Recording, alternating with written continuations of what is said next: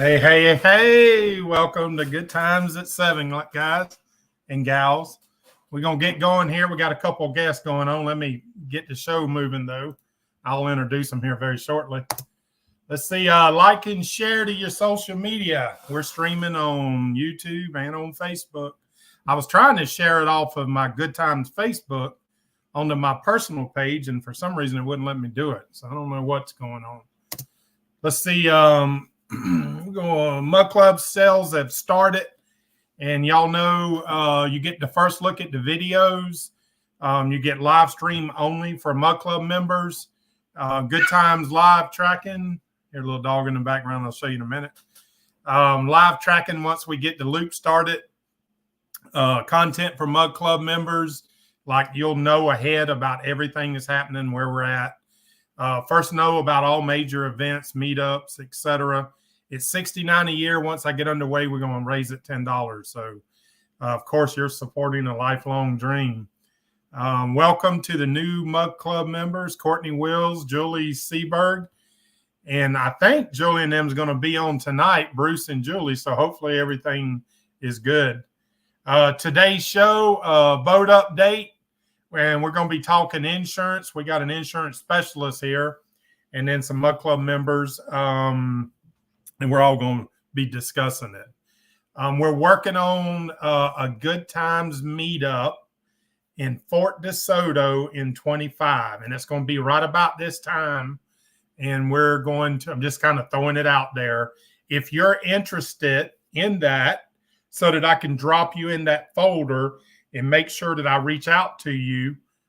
But of course, I'll be talking about it. But shoot me an email that you're interested in a meetup at Fort DeSoto about mid-February of 25. Shoot it to Mike at michaeljsteen.com. And then we'll get you on that list. But I think that's going to be fun. I've been talking to a few people, and you can come by boat. You can come by land. It's not going to matter. So looking forward to that. Let's see. Half price boat sale. Yeah, this is what I'm going to do to Good Times, the stunt boat. Put it out there on the pasture. I'll share the photo whenever I get it, when I get that. Let's see. Nautical terminology right quick. Meat hook is a slang expression for a large fishing gaff or a hook. Mooring or mooring ball is an anchor weight permanently attached to the seafloor with a buoy going to the surface, and it's used to hold your boat. It's one of the places we love to be on, a cheap mooring ball once we're on. Of course, I love being on the anchor too, but an old salt is a very experienced and/or sailor or boat captain. So someday, I ain't calling myself old yet, but I got a little bit of saltiness in me. Okay, question of the week. Do you have boat insurance? There's going to be a follow-up to the insurance deal. And so I'd like to get your feedback, to kind of let people see it. What is your premium? What size boat? And important, what state do you hail out of? So we can kind of see. And I'm going to make a little chart about it. All right. Let's see. Good Times restoration schedule. The engine's in the boat. March 1st is sea trials, hopefully. Starts the cabin interior. I already got the carpet for the boat. And in very short order, that'll be my field work, is putting the carpet in the bottom. And then April the 1st is new top, the solar panels, and the trailer repair. And we're going to talk about the trailer repair next week. So don't miss that one. There's a picture of the engine is setting in the boat. We were very lucky that the first time that I set it, it was perfect. So there's a tool that I'll show you if you've never done this, that you stick in the back of the boat through the outdrive, and you've got to be able to turn it with 2 fingers. And if you can't, you've got to adjust the motor. It's an adjustment tool. Well, it's not an adjustment tool. It's an adjustment checker. So I'll show you all that. It's pretty cool. It's pretty interesting. All right, let me go ahead and bring on Christian and Tommy. Y'all know Tommy from Happy Hours. Christian and Tommy will bring them in. And Bruce and Jules from Michigan, they may pop in here in a minute. And I sent emails. I'm not sure what happened, But I just talked to Bruce day before yesterday, I think it was. But anyways, we'll see if they're able to make it here in a minute. But Christian, welcome to the program. I guess this is your first time on. Yes, sir. Been Thank you on. for having me. All right, and you represent. I'll let you talk about your company right quick. Yeah, so I represent H&H Insurance Group. We're located in the St. Petersburg, Tampa Bay area. I've been around for years, specialize in not only marine, but also in homeowners and auto. Have phenomenal department in both of those as well, too. But right now, yes, we are striving to be one of the top agency brokers for boat insurance in the state of Florida. We've had the pleasure of partnering up with a lot of huge icons in the boating world on social media. George Gods, Nick Stanzik, Erica Lynn. I'm sure a lot of people have came across the Qualified Captain account on Instagram, and so we're really getting our name and our brand out there as really big in the boating world. So we're happy to be on here and sharing a little bit of insight on boat insurance today with you guys. Well, I appreciate you coming on, and I'll tell everybody that H&H was the best price that I found, not only now, but when I had Good Times OG. And I searched around, and I've been with them ever since. And then, of course, once I sold the boat, dropped the coverage, and then I went right back to them now. I think we'll have you explained it. I guess y'all offer, you said a little bit about it, coverage through multiple companies, right? So you can shop different companies. Correct. Yes. So we partner up with a bunch of different carriers, some local, some more national. And obviously our number one goal is to obviously find the best rates possible. And also, everybody in our marine department are all boaters ourselves. We've all been around boating our entire lives. So we really take pride in knowing what exactly that everyday boater is looking for, whether or not if it's just going out and, island hopping, whether if they're, opening up or operating their own charter company. So we offer from, all broad spans of coverage. And just to let everyone know, the information I'm about to give, it's a little bit more of a broad explanation. Obviously, everybody's coverage is different depending on, location, size of the boat, everything like that. So the information I'm giving right now is just a little bit more of a broader and kind of general information on it. So yes. Let me say something right quick. Let me say a couple things. Kayak 7 Seas, Jeffrey, what's happening? Glad to see y'all. Ventures of happy hours, evening peeps. Hey, so Bruce, check your email. I sent you a link in your email. And leave me a comment here if you cannot find it, and I'll resend it, or maybe I'll send it to Jules. All right. Let's see. Chuck, what's happening, buddy? So, Christian, I was going to ask you, can you kind of give us a brief overview of the different kind of insurance? I guess there's like personal, charter, commercial. Can you give us just a brief overview of that? Yeah, absolutely. So obviously, one of our main things is, kind of your everyday boaters who are looking for their boat insurance. We offer all forms of liability, from, 100,000 all the way up to $1 million, covering all sizes, as small as, 16, 20, 22, all the way as high as, I just got done, quoting a 60-foot pursuit. So we cover all lines of that. Chartering, charter is also really big with us too. We do excellent on the charter side. A lot of charter captains come through us for their business, whether if it's fishing or dolphin watching or sunset cruises, stuff like that. So we offer lines of coverage for that type of chartering. Commercial use, we that falls in our commercial side of business. So whether or not if it's commercial fishing or any type of marine commercial work, so that right there would we do offer on that end as well. So The amount, and also we specialize specifically in Florida as well too. We stay mainly in the heart of Florida when it comes down to insurance coverage.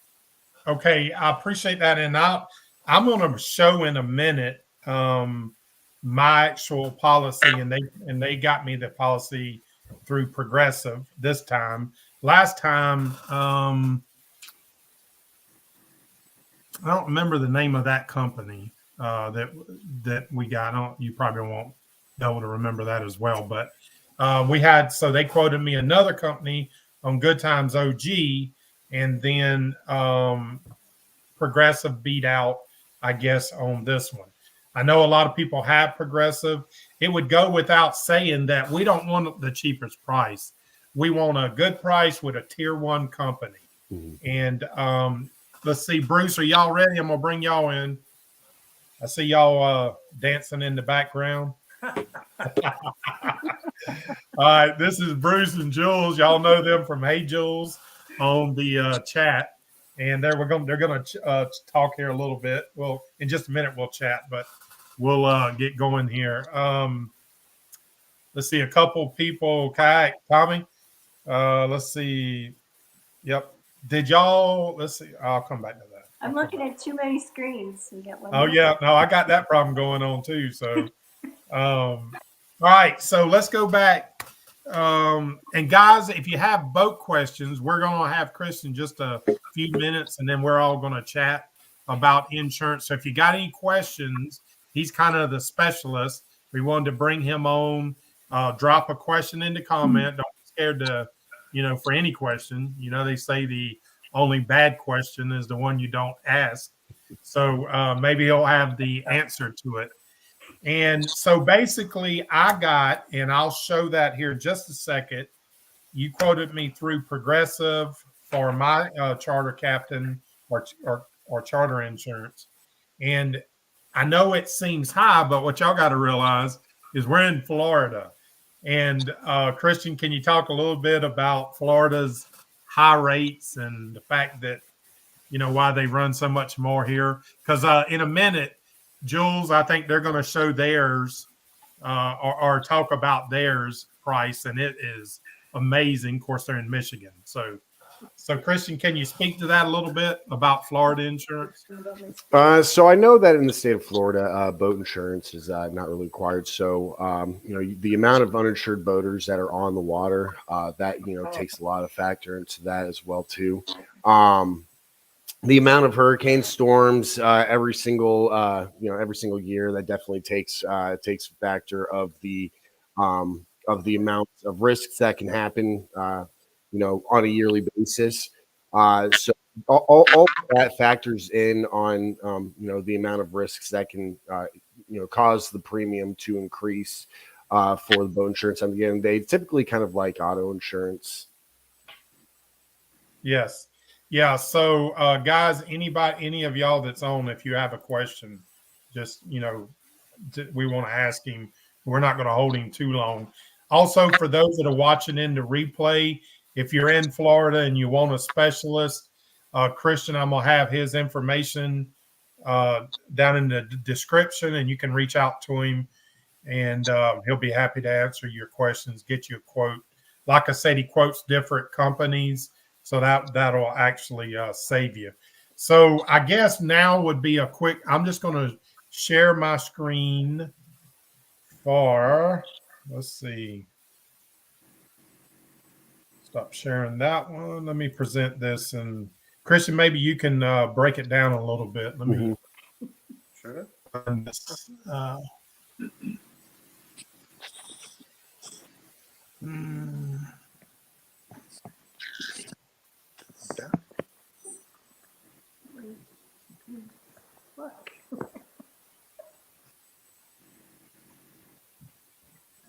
Lead this way. Here we well, you're getting some good questions there, Mike. Hey, if you want to call them out while I'm looking, Tommy, I appreciate that. Sure. All right. Let's see. So, Christian, maybe you could answer this. New boat owners, do they have a higher price than old boat owners? That's a great question. Typically, again, it falls underneath on location. Location is huge. I mean, if you're in a less prone area of hurricanes and theft, that can factor in a lot too. Typically, newer boats are more affordable to insure, just because there's less things that can happen to them, whether it's mechanical or anything like that.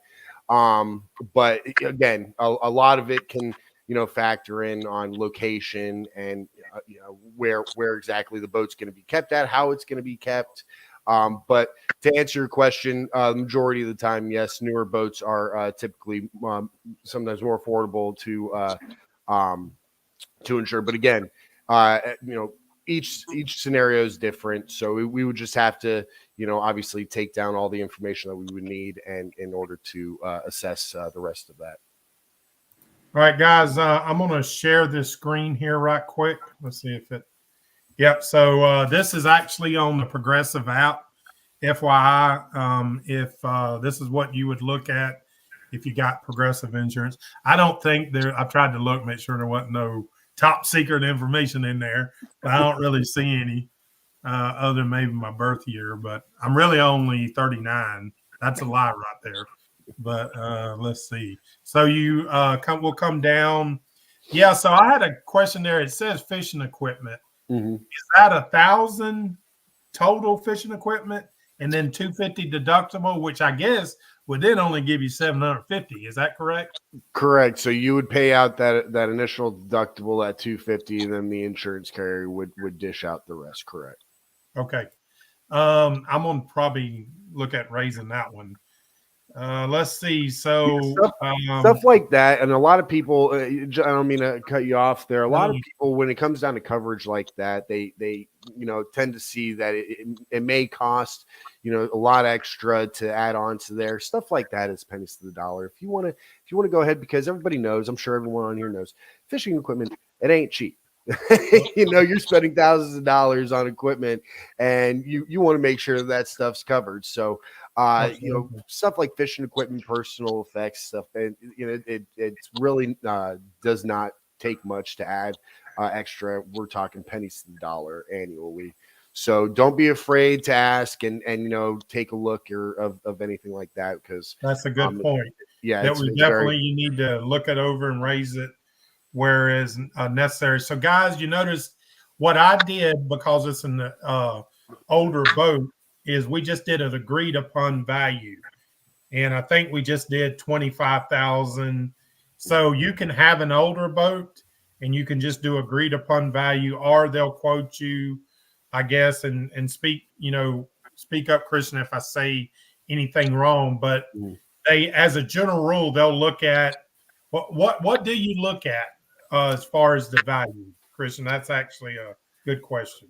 So a lot of these carriers, they like to see if it's an older vessel, a survey that's been done within the past 3 years, obviously stating that everything's functional, that it's seaworthy, that it's not gonna sink when you go and take it out there. Because a lot of and you'll see it a lot too with a lot of charter boat captains. Some of these charter boat captains, they'll have an older year for the hull, but they put the money in to spice it up. New engine, new coating, everything like that. Power poles, trolling motors, everything like that. So a lot of these carriers, when they want to see that, okay, this person's trying to insure 77 hull for a couple $100,000. Survey helps a lot too, and then also recent receipts or any type of documentation stating that, hey, this has been added to the boat, and it's obviously added total more premium to the value of it. And also a lot of these carriers too, I'm not sure if we've talked about this as well, they will offer what's called an actual cash value. Actual cash value is another type of coverage, similar to an agreed value, but instead of basically an agreed value is you and the carrier agreeing that I'm covering my vessel at that value.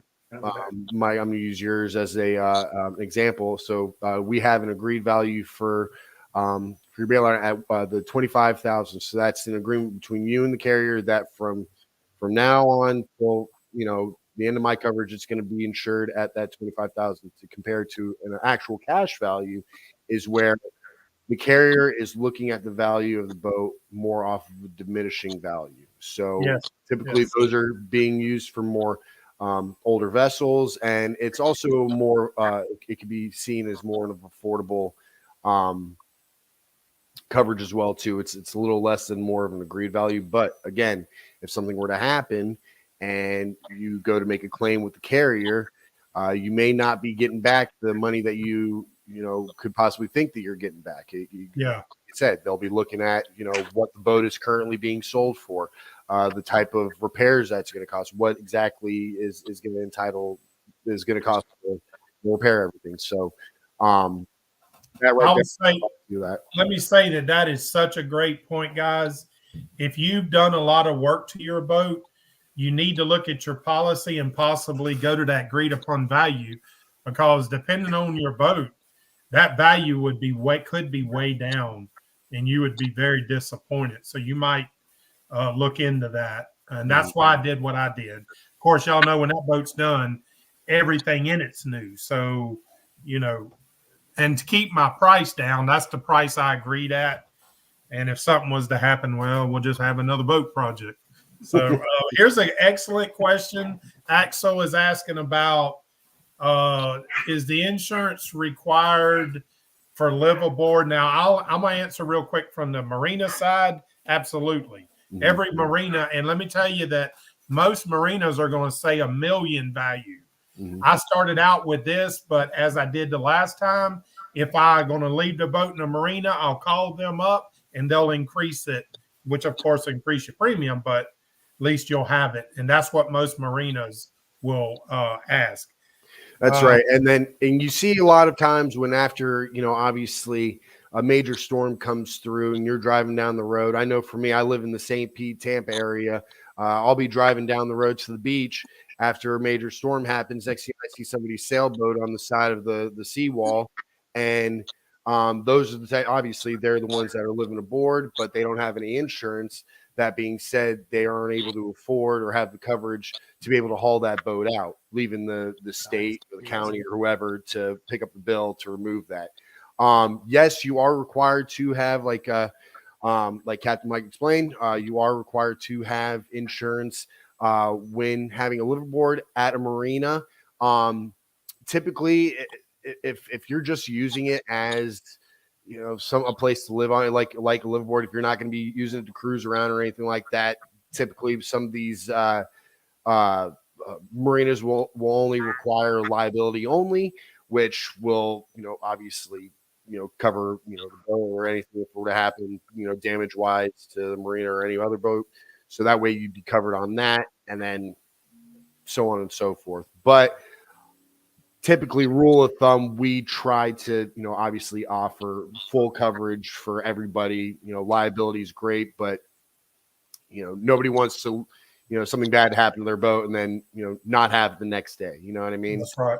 Yeah. So, and I got to encourage anybody, guys, go ahead and go with the whole deal with the comprehensive, because if some guy beside you, especially if you got a very iffy boat beside you, because he burns your boat up, that could be bad. I mean, you'll be fighting in court. And so, yeah. And if you notice, it ain't really that much more.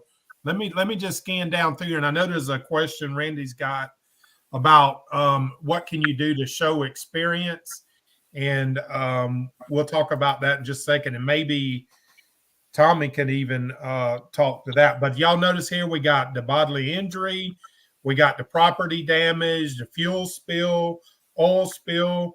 Boy, that's big nowadays. Uninsured boater, medical payments. One of my favorites here that you have is the I'm not sure if you can see right. It's the diminishing deductible. So if everybody's not familiar with the diminishing deductible, so that basically right there states that each year, if you were to go without filing a claim, on your boat or anything like that, each year your deductible will slowly lower each year. So say you have like $1,000 deductible and you don't put in, a claim in this year, next year that $1,000 deductible can go down to $750, and then the following year down to $600, and so on and so forth. So that one I really like a lot too, just because it's more money that you're saving at the end of the day. Okay, very good. Let me come back to that. And then you notice there's a few more coverages, guys. If you want to look at this, you can go back, and my total premium is $11.74. I know that's probably shocking for you people up north, but down here that ain't too bad. Tommy can talk to that as well. He's seen both sides of it.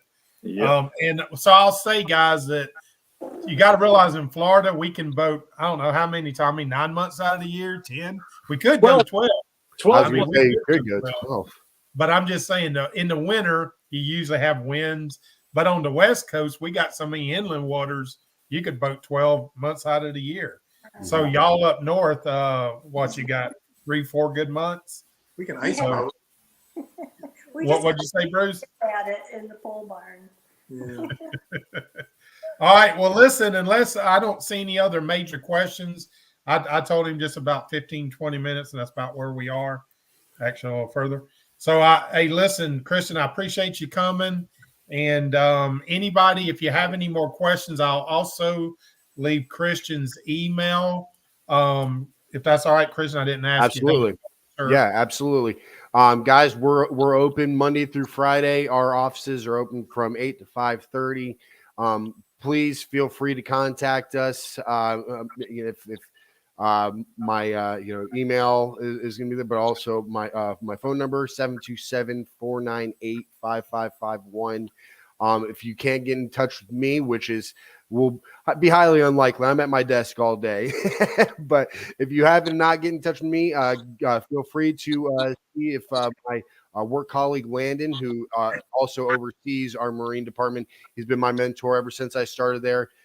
He knows everything, if not more than what I do. So you're in great hands, in any way, shape, or form. And Captain Mike, I appreciate the platform and getting us on here. We love the attention, and we love getting our name out there. So we thank you again. No, thank you for coming. I just want to say I'm not getting anything from them guys. When I find something good, I try to share it as normal. And hey, if you will, Christian, just write in the comments, should be over on your right. You could drop your for people now, you could drop your phone number and your email. Do you see the comments? There we go. Yes. Yeah, just drop your email in there. And then I appreciate y'all. Tommy, Bruce, y'all got any questions for Christian before we let him go? Not a question, but just to say how important it is to have an agent like Christian to do this work for you. I mean, you can, do all your research and look through all the different policies, trying to find whether it's homeowners insurance, car or boat. But when you got a good agent like Christian, they do all that work for you, and you know that they're getting the best price for you. That's how we found our policies. We appreciate that. Yeah. Because it's easy to find, and I tell this to everybody every day. It's easy to find you a cheap policy, but is that really what you want at the end of the day? No, you want to feel safe. You want to feel secured, because, I mean, come on now, our boat is our second baby, So. That's right. 100%. Hey, I appreciate you coming, and I'm going to share my boat burning story here in just a second. You might want to sit around and listen, but I've only had one boat clean. At that time, I had State Farm, and they did exceptional. But I'm going to share my story here in just a second. Christian, we'll let you go. Appreciate you coming in, and we'll talk to you later. Thank you, guys. You have a good one. Thanks, Take care. Chris. All right, guys, and each one of these have stories, but I want to tell you, back in, I guess it was, let's see, right after probably about 95, we took a boat, me and two other guys, they had sailboats, and I had a power boat. Kind of similar to this. That's why I went ahead and got the insurance before this, and it's sitting out here in the yard. But so I get this boat, and I do a lot of work to it. Didn't know anything like what I know now. And we took it over to Tarpon Springs there at the state park, and we're going to do a weekend. We're going to go out to the Caladesi Island. Tom, I don't know if you've seen that. You might want to take a look at that for a ride. It's beautiful. Just be careful of the rocks. But anyways, so we all get there, and we're going to go put in about, I don't know, 5 or 6, and the ladies, the wives were coming. So their boats were in. I backed mine in, maiden voyage, just filled it up with fuel, had a full fuel tank, and got it in the water, started it up, and my buddy was actually backing or putting his sailboat in, and my boat, when it would warm up, it would start revving up, and then you get in there and, you know, rev it back.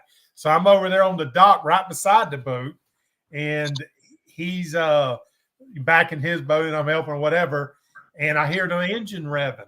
So I jump down in the boat, you know, and I go in there, and just about the time, very similar to this boat, except it was a 23.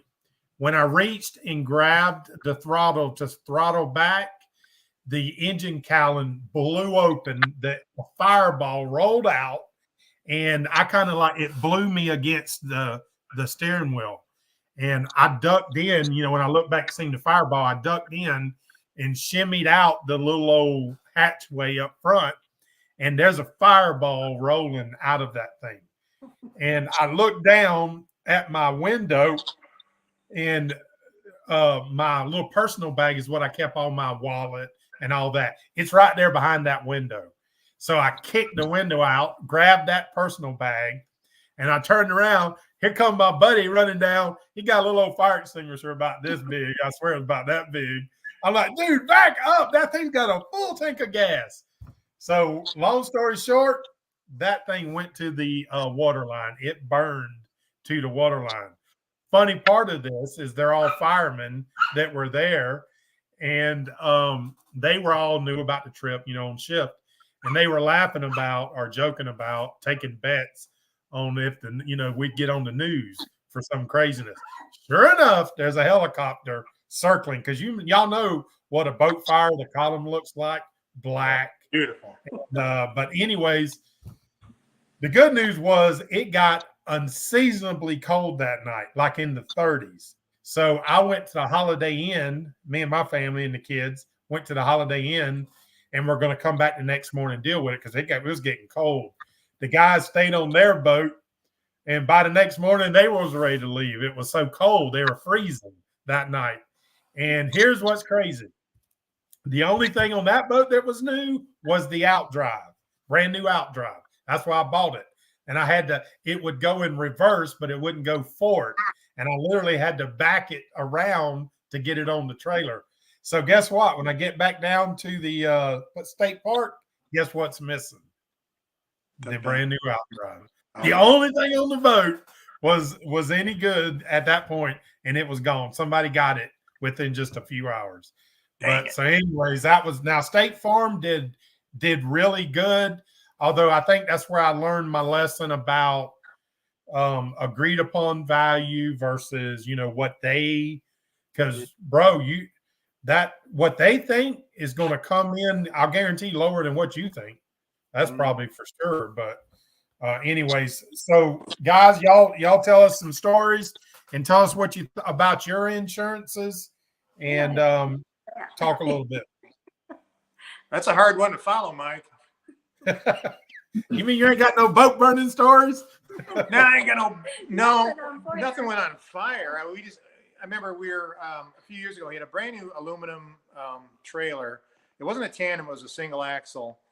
And we were leaving Fort DeSoto and we were heading north on 265, 275. Yeah, and right where it connects to 75, right just south of Wesley Chapel, the passenger side wheel decided to fly off that thing. And boy, down she come with a shower of sparks, and oh man. But anyways, we didn't have roadside assistance or anything like that. So we spent, and it was like already, this was a pretty, not early in the morning, mid-morning, we thought we got a good start on, this is going to be great. And it was already in the mid 80s, creeping toward the 90s. And we spent the whole day on the side of 75. Had to run back into Tampa. I had to buy a new, obviously a wheel and tire, a new rotor, a whole new hub assembly because the studs got stripped out. And luckily, some of those Florida side of the road fellers there were there, and they helped out a lot. But we didn't get on the road till 5 o'clock. It's like, man, roadside assistance and a phone call would have been very helpful at that point. 100%. Yeah, Tommy, Randy's got a question you might can speak to here, and he's asking about what can an owner do to show experience? You probably know from your captain's license how you had to show your experience. What do you recommend on that? From what my experience, the insurance company I've had forever, and going back 30 years, is with Boat US, which is now affiliated with Geico, and it wasn't always Geico, but I've been with them forever, and they know my experience from the amount of years I've actually had them as my insurer. So they, if you look your profile, it'll say insured for or boater for 30 years, whatever it may say. When I got my captain's license and I called them up and say I was all excited, I said, "Hey, I got my captain's license. Will you give me a discount?" And they said, "Oh yeah, fine. It's $50 off a year." So it really wasn't. It didn't make a big difference in the big scheme of things. But it's really that they know how many years you've been boating by the amount of years that you actually have a policy, and how that equates to a discount, I can't say. I don't know if they give you that much of a discount over 20 or 30 years of experience or whatever. But you'll have to ask Boat US for that one. Yeah. Well, it's funny where I was just talking today about it, and talking about getting a captain's license, and a lot, just kind of off this exact topic, but it may help you. When you get your captain's license, they give you forms, and it's kind of like name of the boat, year that you owned it, and how many hours. And you literally go down the list and log those hours. Now, one of the ways you can also do it is your log for your captain's log. That's why it's a good idea to log your trips every time you go out on the water for multiple reasons.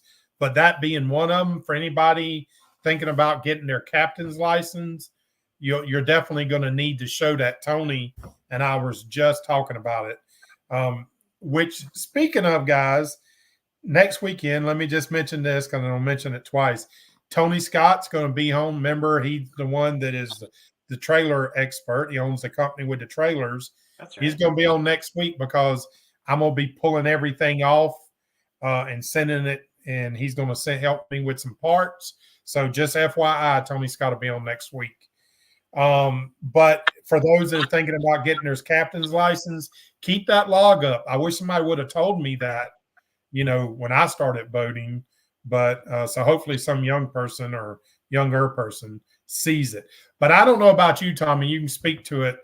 They don't really, to be honest with you, the Coast Guard, I mean, they don't look at that too hard, I don't believe. And according to the guy teaching the course, he said the same thing. What do you think? It's sort of on the honor system.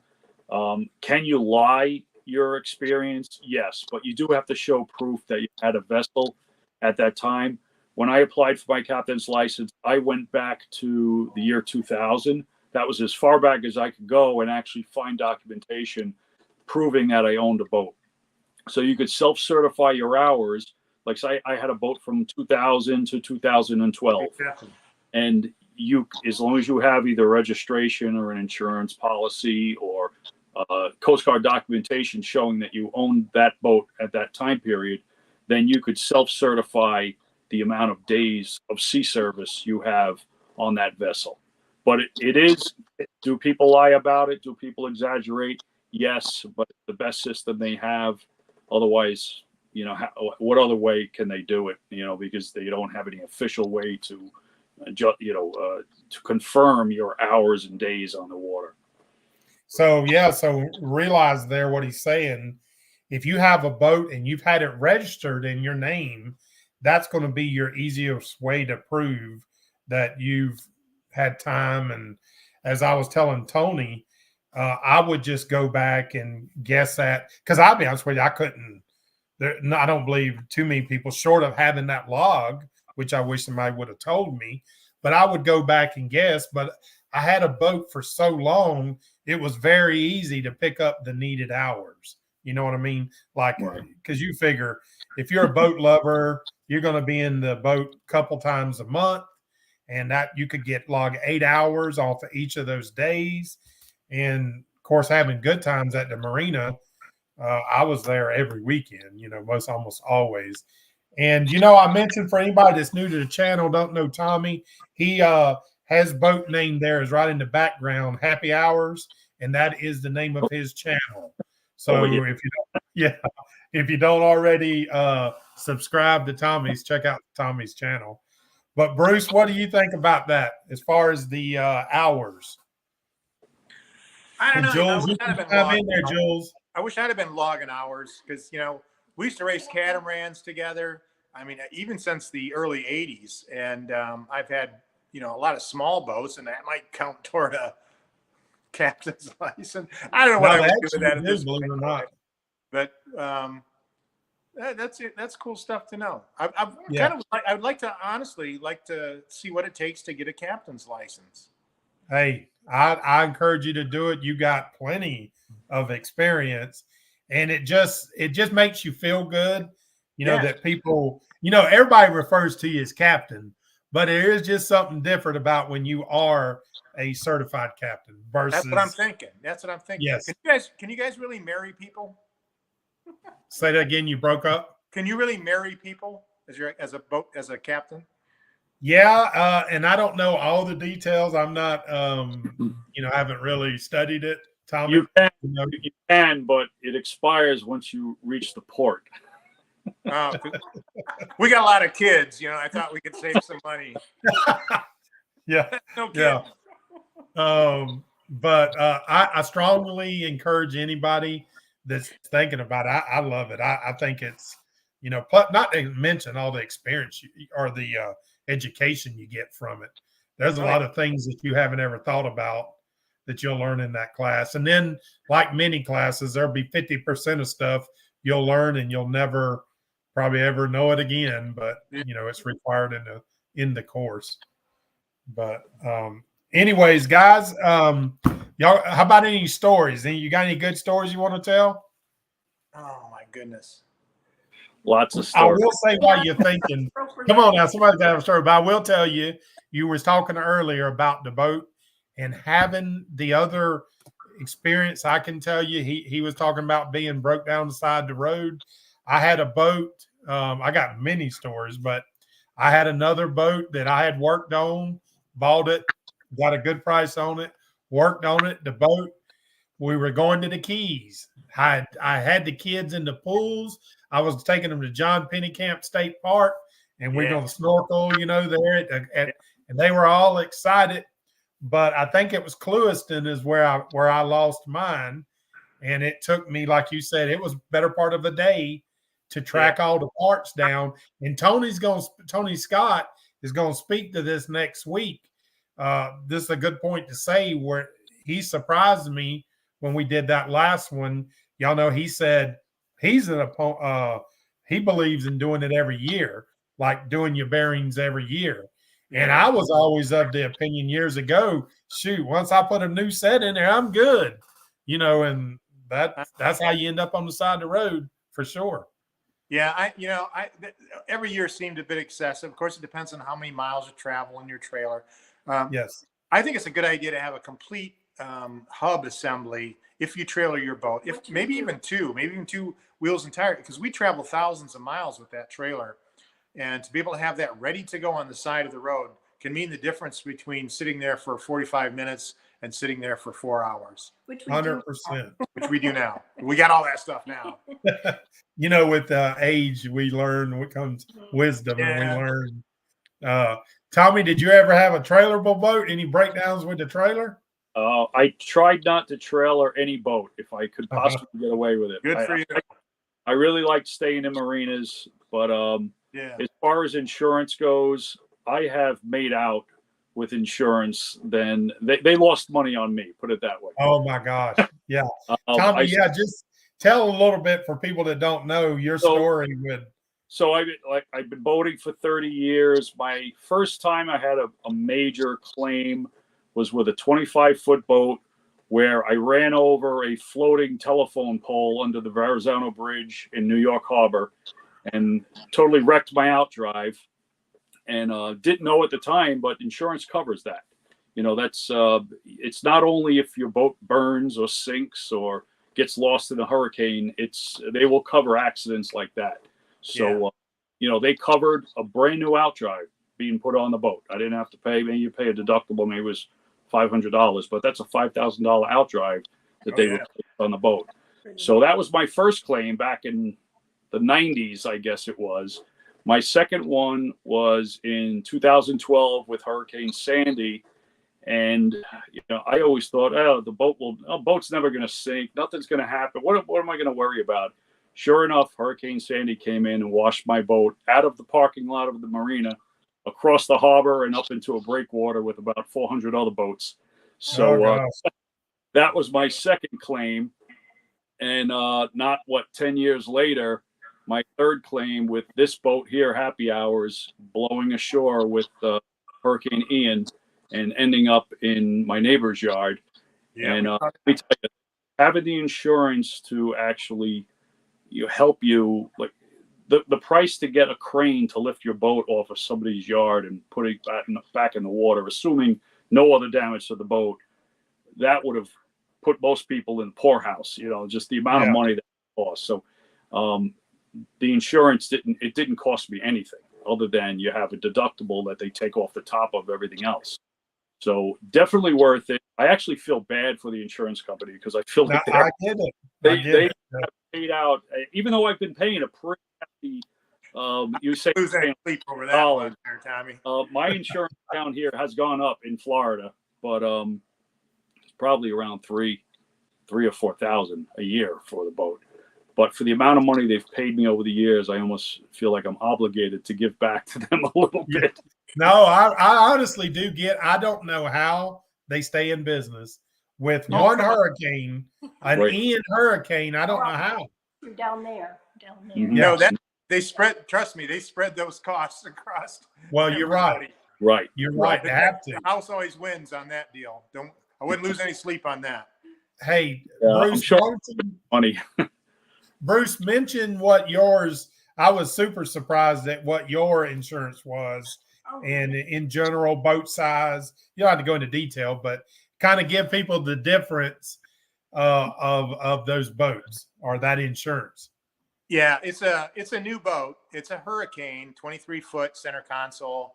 It's worth about 70 some grand with accessories a little bit more. We pay $209 yearly, and if you pay it, we pay it. Obviously, you'd pay it at one time, annually instead of breaking it up. And it includes everything. And we were talking about oil and gas spill up to over $1 million, roadside assistance. It even includes towing, on the water, like sea tow or whatever the carriers are down in Florida. Roadside assistance, replacement trailer to get you back, to get you down to where you're heading. It covers everything. It's $209. And again, that's hard to believe. Independent agent to find you those deals. And of course, it was through Progressive, but it's because of where we live, Michigan. And I'm sure there's other factors that are included in that why it's so inexpensive. If we kept the boat in the Great Lakes, it'd be more. Perhaps, obviously, if we were down in Florida, it'd be a lot more. But just for where we are. So if any of your listeners are, in the Midwest area, I think you got some Wisconsin people, maybe some Ohio. And if they're insuring their boat with a similar situation to us, reach out to Progressive or, yourself, or get an insurance independent agent to look into that. Cause it's, I thought it was just incredibly. Well, why don't you drop your independent agent in the comments there for anybody, that might need to reach out, if you don't mind. That'll just maybe give him somebody in Michigan anyways. I was super surprised, at that rate. Of course, I guess I've only had boat insurance in Florida. Now I'm from Columbia, South Carolina, and I've had vehicle insurance, but I can let's see. Okay. I was just showing the frame. That's amazing. That's crazy. That is crazy. But hey, I'm happy to pay it. Tommy, I need to know where them floating logs are whenever I come up that way. The Hudson River is dangerous. Wow. You're Wow. guaranteed to hit something on the Hudson River. I'll tell you that. Oh, don't tell me that already. Whew. BOT. Well, you know, when I hit the logs and the damage I got, I didn't want to claim it because, at that time I didn't want to have a claim. And then, no telling if they dropped me, because the insurance on that was really good. The price was, and I was scared they would drop me. And I think of course I did the work. So I only had $1,500, $2,000 in the repair. Would have been way more if I'd had to pay to have it done. But anyways, Kayak says he lost a hub on that kayak trailer once, and now he keeps that whole hub assembly on there as well. Chuck lives in Ohio and pays $225. Woo! 4.8. That's crazy. That's absolutely crazy. Tommy, have you had any other claims other than like the big one and that one you were just talking about? Any? I actually did. I had the boat was broken into once, where they damaged my sliding door into the boat, which was surprisingly expensive place. So what's that here? Down here or up there? Oh, that was up in New York. Nobody breaks into anything in Florida. They don't much in Polk County because Grady Judd. Oh yeah, we got Grady Judd in Polk County. But anyways, well, look here. It's already we moving up on the hour, guys. So we're gonna let me share this real quick, and then if y'all's closing remarks, if you want to be thinking about it. But let me don't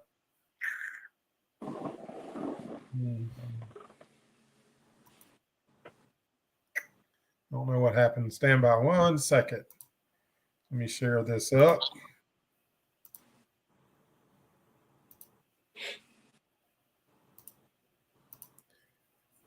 All right, guys. Remember, we're doing the crab trap giveaway. I don't want to speak to that, but we're just about at the 7,000 mark, which is where I was before. And there was some negative stuff said about the channel, which ran me back down. But now we're back to where we're getting ready to cross over. We're doing the crab trap giveaway. Here's the info about it. You must be subscribed to the channel. You got to like the video. And that's coming up. If you look, it's going to probably be this week or for sure next week. We'll have the winners send me a screenshot, just kind of making sure you do these things, but spread it out. If you're a Mug Club member, remember you get 3 entries. So say what the number is. And if you're not Mug Club, share it with 5 people or get 5 people to subscribe to the channel, and that'll work too. Because I actually know some people don't have Facebook. And the question is to win is how many miles has Good Times completed already on the Great Loop, which was Tampa to Chesapeake. All right. Let's see. Let me run through here. Next week, will be another boat update, obviously. Boat cost to date. I'm working on, and Tommy, I want to don't let me let you go before you show me your because I may kind of utilize that similar in the boat thing. But I'm gonna do a cost to date for the boat, and then Tony is gonna be here talking about trailers. You won't want to miss that one. And that wraps that up. Tommy, can you talk about, you did an excellent job of keeping up with your mileage and all. Can you talk about that for a second? Yes. All right. So on the Intracoastal Waterway trip from New York to Florida, when we started out, I just started keeping a log book where how many miles did I go? Where did I go from here to here? And after maybe a few days of doing that, I said, well, why don't I create a spreadsheet for this? And I started logging the mileage, where I was each day, how much fuel did I use, how many engines on the motor, I mean, how many hours on the motor. And as the trip went along over 5 weeks, it grew into this large spreadsheet that had all the data for the trip, even to like what were we eating every day, which got a little comical. But it really helped out. A lot of people are interested in it. I actually made this spreadsheet available on a public Google Drive that you could download and look at it. You could you could even clear out all the data and use it for a log for your own trips on the boat. And it really came in handy. It was nice to go back to see, how many hours did I put on the motor, how much fuel did I use, how many miles we travel, my average speed. It had all that in there, and it was very interesting to go back and look to see what the trip, how long it took, and the more of the details that you don't get to see on a day-to-day basis as you travel. Yes. So I am going to use his same system whenever I get back underway. Now, Tommy, in order for somebody to see that or be able to copy it, where will they go to get that? I couldn't read it off to you right now. It's probably some long press, but I'll put it in the description. It'll be in the description. I'll get it from you. All right. Yeah, put the link in the description. You should be able to click on it, and it will open up. It should open up a read-only copy of it, and then you could download it and do what you want with it. If you want to change the data or just read it and whatever. But it's a regular spreadsheet, a regular Google Sheets, I believe it's called. Okay. Experience working on spreadsheets over the years, and it worked out. That's really I cool. could tell by how involved it was, for sure. Yeah. Cool. So yeah, I'll leave that get a copy of it. Maybe Tommy, if you can shoot me the email so you can just copy and paste the link, and then I'll put that in there when we get done. But Bruce, Jules, what y'all got? Anything else? We're gonna wrap it up here. No, I think the battery's starting to run low, so we're gonna have some technical issues. Oh, hey. Nope, there it goes. No, the cat knocked my phone down. Dang cat. Yeah, so we're gonna lose battery, or the cat's gonna knock it down again. So Okay. Sorry. All right, good deal. So y'all heard me talk about, and I'm gonna say this, and then we're gonna wrap it up. Bruce and I and Jules we were talking about and going to get the plans going, and we'll reach out with the dates. But we're going to do our first meetup down at Fort DeSoto. And if you've never been to Fort DeSoto, y'all want to give a quick what you think about it, Fort DeSoto? Oh, we love it. Beautiful. Absolutely. Most favorite place to camp. Yeah. For sure. Yes. I don't want to advertise it too much. That's right. Yeah. Well, you know what happened about, let me see, it's been probably 7 years ago when they put it on like landed best campsite. Oh, Lord. After that, you couldn't hardly get in there. I know. But we'll talk more about it, and we'll have a date. We're going to pick out a date. And then the thing is, you got to register there 6 months in advance. But I am going to reach out to them and see about any discounts for group discounts. And then we'll obviously post all that as that comes available. Guys, I appreciate y'all showing up. Thanks for coming. And I'm gonna go ahead and pull y'all down. Oh, look at there. He's the man. Oh. Look at there. Yeah. It's that time. Y'all making years old right there. Mine's half empty. This one's, oh, there we go. Hey, listen, I appreciate y'all. I really do. And I'm gonna get y'all, go ahead and pull y'all down, and then do a quick recap for everybody. And then thanks for coming. I appreciate it. Good night. Listen, Mike, the motor's in, Mike. You don't have to go back and look, but this week I will be hooking up the starter.